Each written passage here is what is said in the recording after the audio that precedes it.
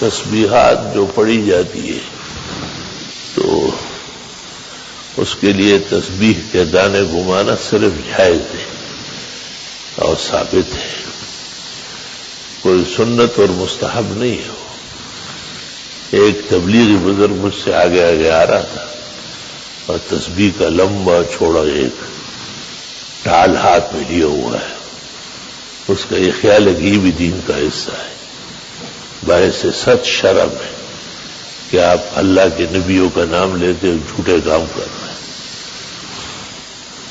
یہ بیٹا آ گیا، وہ بیٹا آ گیا، تبلیغ سے جتنی کوتی تھی اتنے آن کرو تھی،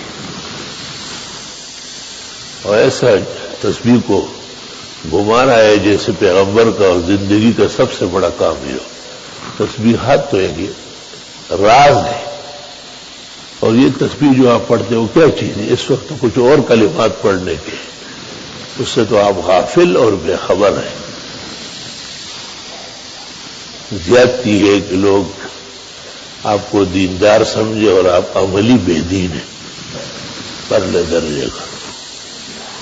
بدعتی کو بدعتی کیوں کہتے ہیں؟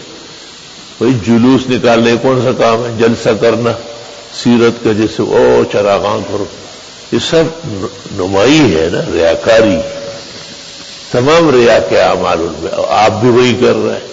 تسبیح کا ایک لمبا جھولا لے کے ایسا ایسا کرتے ہوئے مسجد میں داخل ہو گیا ہو، انا للہ و انا الیہ راجعون۔ بعض قوموں کی عادت ہے کہ وہ ملنے کے لیے آتے تسبیح ہاتھ میں لیتے، تو میں ان سے کہتا ہوں کہ تسبیح جیب میں ڈالو، یہ لوگوں کو دکھانے کا عمل نہیں ہے۔ چلو ان پر تو ہم نے محنت نہیں کی، نہ کبھی انہوں نے واز سنا۔ آپ کو زیب نہیں دیتا ہے کہ آپ فیشن اور رسم کی تبلیغ کر رہے ہیں، حقیقت اور اسلام کی تبلیغ سے واقف نہیں ہوئے، اس لیے آپ اس بزرگانہ عالم میں بھی ریاکاری کے سخت مرتکب ہیں۔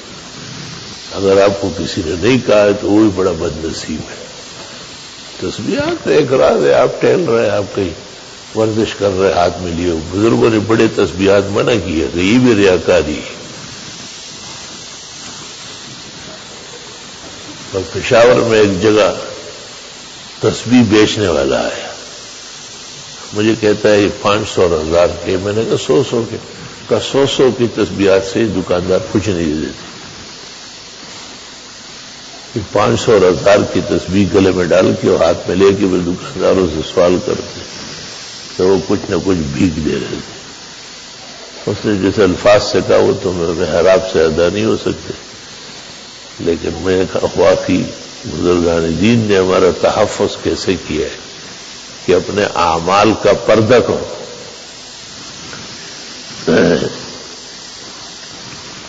قسم قسم کے اندھیرے چھائے ہوئے، زندگی گزر گئی، 50 سال اس محراب میں پورے ہو رہے تقریباً، لیکن جہاں بہت دور تک لوگوں نے دینی ترقی حاصل کی، وہاں اپنے اور قریب کے لوگ ڈوبتے چلے جا رہے ہیں، غرق ہوتے جا رہے ہیں، دھنستے چلے جا رہے ہیں۔ اصلاح کرنا بھی بہت مشکل ہے اور اصلاح قبول کرنا تو بہت زیادہ مشکل ہے۔ اس لیے قرآن شریف کی 5 آیتوں میں ابتدا میں ایک مومن اور ان کے اوصاف ہے، 2 آیتوں میں کٹر کافروں کا ذکر ہے، اور پھر ایک رکوع میں 10 نشانیاں 2 مثالیں منافق کی دی کہ آپ کے اپنے جو ہے ان کی حالات خراب ہے۔ تعجب ہوتا ہے کیسے قیمتی اقوال زریر ذکر ہوتے ہیں۔